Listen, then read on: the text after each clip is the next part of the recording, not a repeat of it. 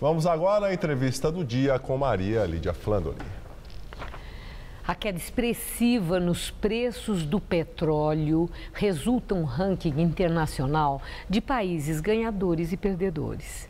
Para falar sobre as perspectivas de futuro da economia brasileira nesse cenário de incertezas, recebemos Samuel Pessoa, pesquisador do Instituto Brasileiro de Economia da Fundação Getúlio Vargas do Rio de Janeiro, colunista da Folha de São Paulo e sócio da consultoria de investimento Reliance. Muito obrigada por estar conosco. Eu quero começar exatamente com isso, que está assim chamando tanto a atenção todos os dias no noticiário, que é a queda do preço do petróleo e o efeito disso, né, no mercado internacional. Acho que do ponto de vista didático é bem interessante uma explicação. O que explica essa queda tão expressiva?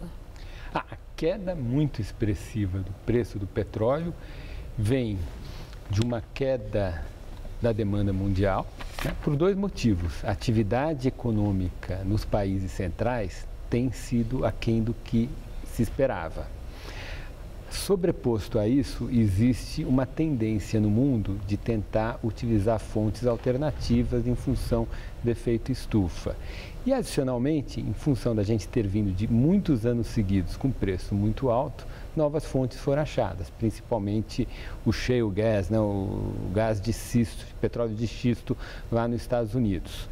Então, a soma desses três fatores, demanda mais fraca porque o mundo está crescendo menos, uma tendência dos usuários de petróleo de tentar utilizar fontes alternativas e preço alto, seguidos anos de preço alto, estimulando a prospecção de novas fontes de petróleo, gerou esse resultado. Agora, em tempos passados, quando havia queda no preço do petróleo, assim, parece que o resultado inevitável era uma retração de economia e recessão. E é curioso que atualmente a gente tem visto, né, ouvido, que não é bem assim. Que pode sim significar desaceleração de economia para uns, mas ao mesmo tempo um fator positivo na economia de outros. Então eu quero saber, para o Brasil, né, em que coluna nós estamos? De quem ganha ou de quem perde? Eu acho que no curto prazo, pelo menos, nós estamos na coluna de quem ganha. O mundo como um todo, eu acho que vai ganhar. E isso é importante porque a gente precisa muito, o Brasil, que o mundo se recupere, principalmente as economias centrais. Quem perde são os produtores. Quem que ganha? Estados Unidos, Europa, Japão e China. Ora, essas economias, com a redução do preço da gasolina, dos combustíveis, que essa redução do preço do petróleo vai ensejar, vai aumentar o dinheiro no bolso do consumidor. Porque o consumidor vai pagar menos por energia, todas as economias, vai sobrar mais dinheiro para ele gastar com outras coisas. Então, a minha avaliação é que a queda do preço do petróleo vai ajudar as economias centrais a saírem da crise um pouco mais rápido, principalmente a economia americana. E isso é uma boa notícia para nós brasileiros. No Brasil, o preço dos combustíveis, ele não é fixado por medidas de mercado, ele não acompanha a cotação do preço do petróleo. Em ano eleitoral usado até politicamente. Às vezes contém o argumento do governo que é um preço importante, é melhor suavizar. E de fato houve nos últimos 10 anos esse mecanismo, parece que se abusou um pouco no passado, contendo muito o preço da gasolina por motivos eleitorais, mas o ponto é que a redução do preço do petróleo não deve ter um impacto na redução do preço da gasolina agora. Então eu não acho que vai ter um impacto no bolso do consumidor. Mas vai ter um impacto na Petrobras. E na Petrobras, a gente tem que imaginar, para o espectador entender, a Petrobras é duas coisas ao mesmo tempo, pelo menos. A Petrobras é uma empresa imensa, né? Ela faz um monte de coisa. Mas a gente pode imaginar que ela, tipicamente, ela faz duas coisas muito diferentes. Ela acha petróleo, produz petróleo, prospecta petróleo, e ela refina o petróleo e transforma em gasolina. Então, a gente pode imaginar que tem a Petrobras que produz petróleo e tem a Petrobras que produz gasolina a partir do petróleo, ou que ela produziu ou que ela importa. A Petrobras refinadora vai ganhar. Por quê? Porque ela vai comprar petróleo mais barato e vai continuar vendendo a gasolina ao preço que está aí, porque o preço não vai cair, porque o preço é administrado. A Petrobras, que produz petróleo, essa perde, porque ela vende petróleo mais barato, porque o preço está caindo. Hoje, os maiores problemas estão na Petrobras distribuidora, mais do que na Petrobras que produz petróleo. A Petrobras estava vendendo gasolina a preço muito baixo e estava gerando um enorme prejuízo. Então, a redução do preço do petróleo vai ter um impacto muito positivo sobre a Petrobras refinadora e acho que no médio prazo e no curto prazo, pelo menos, esse efeito mais do que compensa as perdas que a Petrobras, que produz petróleo, vai ter em função da queda do preço do petróleo. A Petrobras que produz petróleo, o pré-sal, foi anunciado com imenso alarido, como garantia de tempos futuros muito melhores.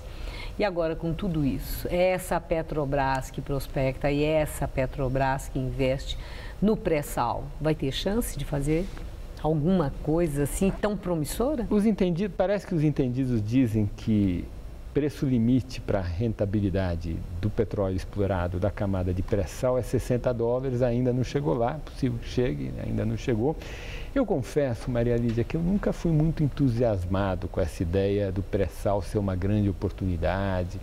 Eu nunca vi um país pobre se desenvolver assim. A gente tem um caso, que é um caso da Noruega, que de fato é um país pequeno, que achou muito petróleo e fez muito bom uso dele, mas além de ser um caso muito isolado, era um país que já era rico antes de achar petróleo.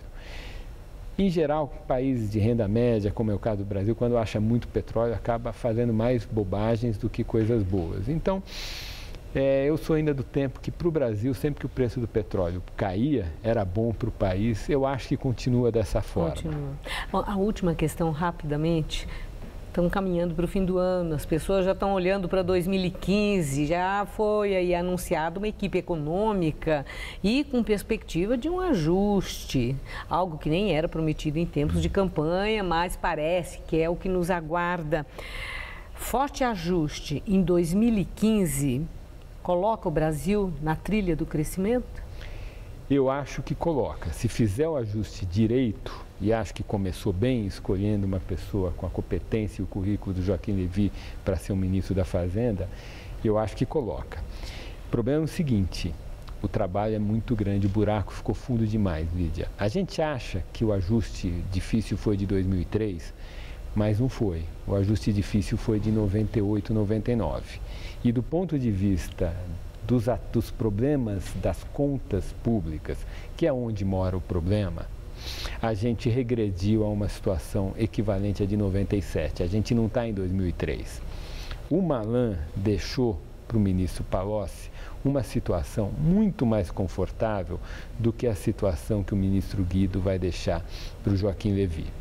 Então, eu estou dizendo isso porque eu avalio que o que vai determinar se ela vai fazer o ajuste com sucesso ou não, uma vez que tenha tomado a decisão de ir para o ajuste, é se esse governo mostrar habilidade política.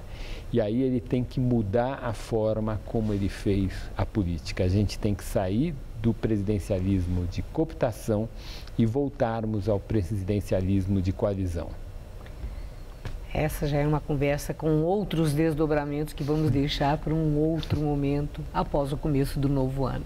Muito obrigada, Samuel Pessoa. Uma boa noite. Eu que agradeço. Estela.